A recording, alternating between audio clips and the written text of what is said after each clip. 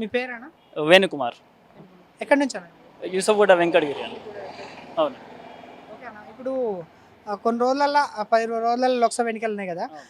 ఏ ఏ party గెలిస్తే బాగుంటుంది అన్న ఇక్కడ మెయిన్గా మన తెలంగాణలో? అంటే స్టేట్ ఎలక్షన్స్ అయితే అయిపోయినాయి కదండి. మొన్న స్టేట్ ఎలక్షన్ కోసం అందరు కొట్లాడారు. గెలిచేటోళ్ళు గెలిచిరు, ఓడిపోయేటోళ్ళు ఓడిపోయారు. కానీ సెంట్రల్ లెవెల్లో మాత్రం బీజేపీ వస్తే బాగుంటుంది అని చెప్పేసి ఉన్నది. టీఆర్ఎస్లో కేసీఆర్ వేవ్ కూడా ఉంది. మొన్న కింద వాడి లేచిన తర్వాత అసెంబ్లీకి రాకపోవడము, మళ్ళీ ఇప్పుడు బయట తిరగడం, ఆయన కూడా మంచిగా గ్యాదర్ చేస్తున్నాడు. అండ్ ఓవరాల్గా ఈ రామ మందిర్ కట్టడము, లేకపోతే మోడీ ఇచ్చిన హామీలు పూర్తి చేయడము, ఆ బ్లాక్ మనీని వెనక్కి తీసుకొస్తా అని చెప్పడము, ఈ ఇష్యూస్ వల్ల మొత్తానికి బీజేపీ కొంచెం ఉన్నట్టు ఉన్నది. ఆల్రెడీ సిట్టింగ్ క్యాండిడేట్ కూడా మన కిషన్ రెడ్డి గారే కాబట్టి ఆయనే వస్తారు ఈసారి. మళ్ళీ కిషన్ రెడ్డికి స్కోప్ ఉందని చెప్పేసి అనుకోవచ్చు. ఒక దిక్కు చూసుకున్నట్టయితే కాంగ్రెస్ అధికారంలో ఉంది, వాళ్ళు గిట్ల గట్టిగా ప్రచారం చేస్తున్నారు. మళ్ళీ సికింద్రాబాద్లో కిషన్ రెడ్డిని ఢీకొట్టి కాంగ్రెస్ వచ్చే అవకాశాలు అని చెప్తున్నారు. ఇది అంటే ఈ మన ఏరియాకి సికింద్రాబాద్కి సంబంధించినంత వరకు మాట్లాడుకుంటే ఈడ ఫైట్ అనేది వచ్చేసి ఓన్లీ టీఆర్ఎస్ ఇంటూ బీజేపీ మాత్రమే ఉండొచ్చు. కాంగ్రెస్కి మేబీ అన్ని ఓట్లు కూడా రావు. అంత వన్ సైడ్ హిందూస్ అందరూ బీజేపీకి వేస్తున్నారు. లేదా ముస్లిం ఓట్ బ్యాంక్ కొంచెం వస్తే కాంగ్రెస్కి వెళ్ళొచ్చు. కానీ ఓవరాల్గా చూసుకుంటే క్లాష్ మాత్రం రెండు పార్టీల మధ్యలో ఉంటుంది.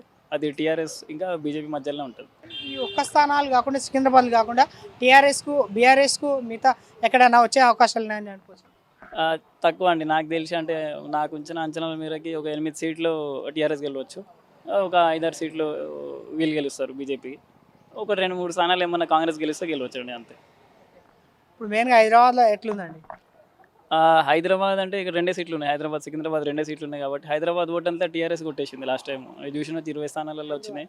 ఎంఐఎంకి కంచుకోట అక్కడైతే ఇంతవరకు ఎవరు గెలవలేదు. అదే స్థానాన్ని వీళ్ళు భర్తీ చేసే అవకాశం ఉంది. అంటే కష్టం. అంటే బాగా సోషల్ మీడియాలో బాగా హల్చల్ చేస్తుంది మాధవీలత. ఆమె మాట్లాడితే కూడా కొంచెం అంటే ఏమంటారు, ఇట్లా అసదుద్దీన్ ఓవైసీ ఎట్లయితే మాట్లాడి ఇట్లా రక్తం ఉడేటట్టు మాట్లాడతాడో ఈమె కూడా అదే లెవెల్లో మాట్లాడుకుంటా కొన్ని యాంటిక్ అవి చేసుకుంటా ఏ క్యాండిడేట్ చేయలేని పని అయితే ఆమె చేస్తుంది. ఇంతవరకు హైప్ అయితే రాలేదు.